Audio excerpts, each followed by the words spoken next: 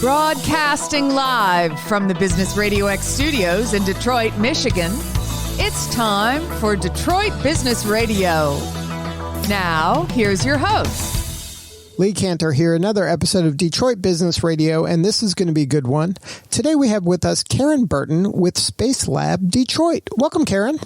Thank you. Thanks, Lee, for having me on today. Well, I'm excited to learn about SpaceLab Detroit. Tell us what you got going on over there.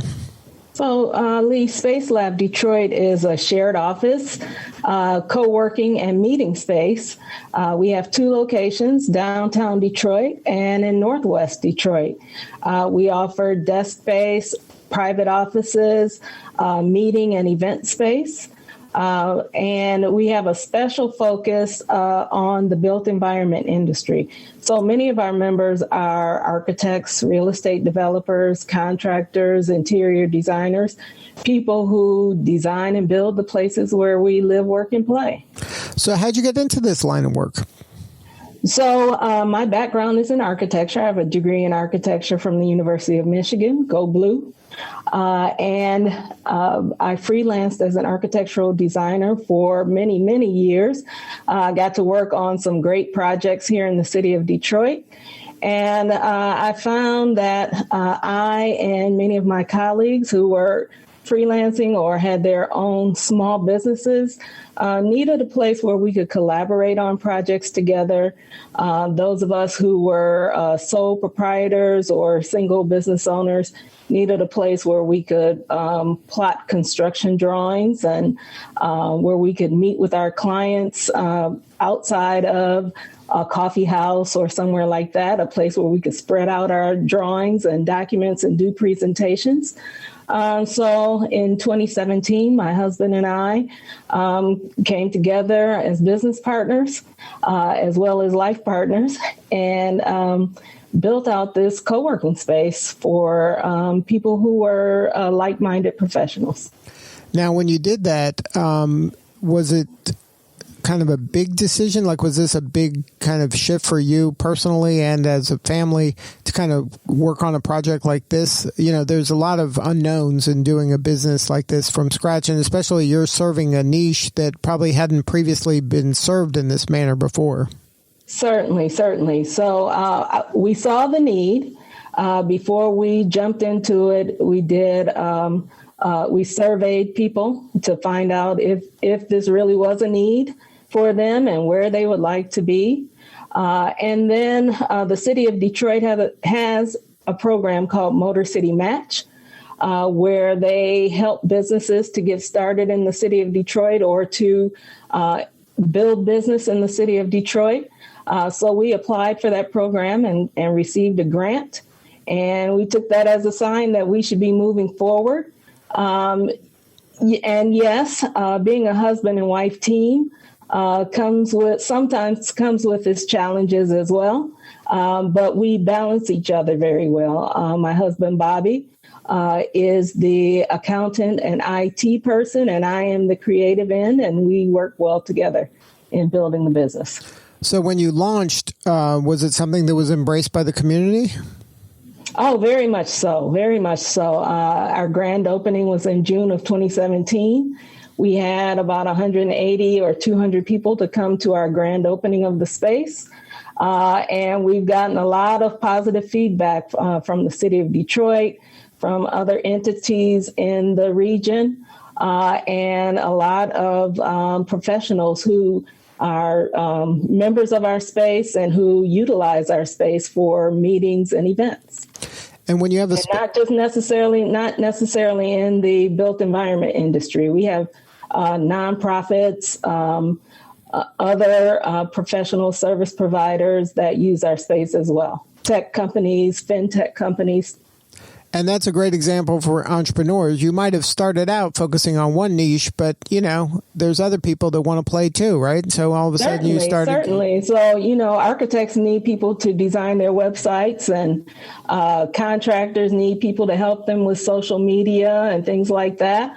Nonprofit organizations can work with real estate developers. So there's always some type of synergy, and businesses can find ways to work and collaborate with each other.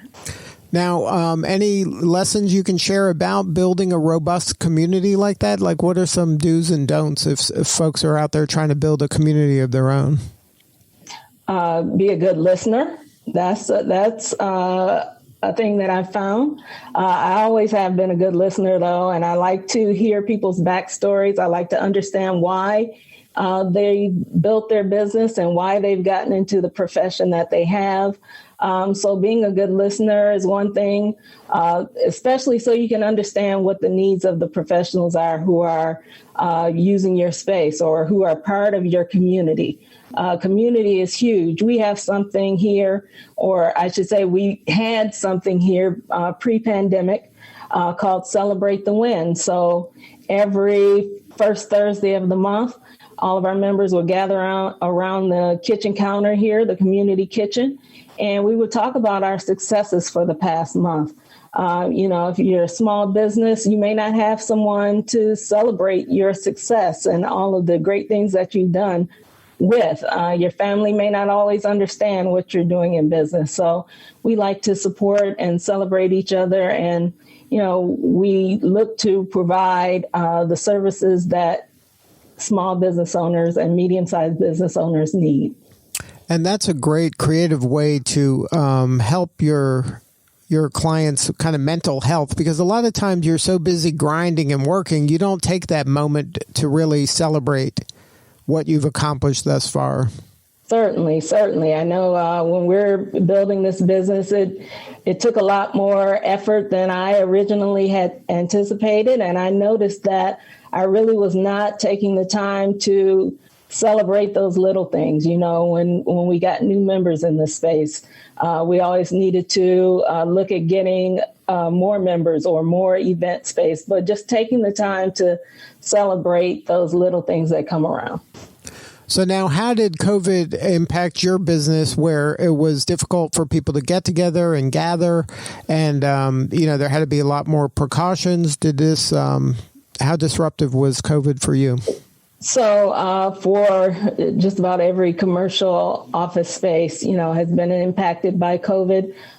We shut down for a few months, as was mandated by our state government. And even before then, we noticed some of our members were going to work from home. So that impacted us. We lost a few members, but we also noticed that we have several members who need to have a business address in downtown Detroit. So we've gotten a little uptick in that. But just the fact that we don't have as many members working out of the space as we used to. A lot of people are still working from home. We do have people that come in, that want to get out of the house and work. They want a change of scenery, or they need to collaborate with some of their team members. So we do have people coming in for that. But it's just we don't have as robust of a physical community as we used to have. We're trying to do more events and have more activities online for our members so that we can keep that community feel even when people are working from home. Right, and that's something that's important. When circumstances change, you have to change too. You can't just hope that things go back to the way they were, because, time keeps on ticking. Sure, certainly. And just like other businesses, we've had to pivot and look at our business model and look at the different offerings that we're giving to the business community. So now let's talk a little bit about diversity, equity, and inclusion. Why was it so important for you to kind of be a home for people of color, women, business owners, and women entrepreneurs? Well, as a woman of color, a Black woman in the architectural field and in construction, there were times when I did not feel welcome. There were times when I could have used some assistance in navigating the system and learning how to get projects. It's not always equal. It's not always equitable when people of color and women are looking to get business in the construction and real estate development industry. The The financial access is not always there. The networking access has not always been there. So that's very important to me. One reason for having the co-working space is so people can collaborate and work together to get bigger projects. As you may know, the city of Detroit has been undergoing a resurgence of construction and development. And we wanted people of color to be a big part of that. The city of Detroit is 80% African American, and we think it's important for African Americans and Latinxes and people of color and women to get a big piece of the work that's going on in the city. Well, congratulations on being the change that you wanted to see in the world. Thank you. You take an active part and are trying to be part of the solution. That must be very rewarding. Oh, it's great. It's great. I love the organizations that I work with. I've been a charter member of National Organization of Minority Architects, National Association of Black Women in Construction. I've been a board member of National Association of Women in Construction, and now I'm happy to be a co-chair for Pathways to Inclusion with the Urban Land Institute Michigan chapter. So we're really working hard here in the city of Detroit to get people of color and women involved in building our communities. And that's an important lesson for young people out there, that there are a lot of resources out there now that maybe when you were starting out, there weren't as many, but now it seems like a lot of people are picking up the mantle and really trying to be a good community member and steward and help the others, give them a hand up so they can learn and don't have to go through maybe the learning curve you had to go through. Exactly. We want people to recognize their power, that they are powerful, and we want to make sure that there's equity there, that people have the opportunities that are available, and that is equal. So now, can you share a success story, maybe somebody from your community that because they were part of SpaceLab, that they were able to maybe collaborate and maybe take their business to the next level? I mean, you don't have to name the name of the company, but just maybe a story that illustrates that. Okay, so we have lots and lots of our businesses that are working together. Just a couple days ago, one of our members who has a construction management company, I walked in and he was meeting with someone who has a real estate development project on 6 Mile in Northwest Detroit.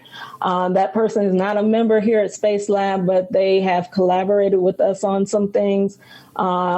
And they have been a part of our community.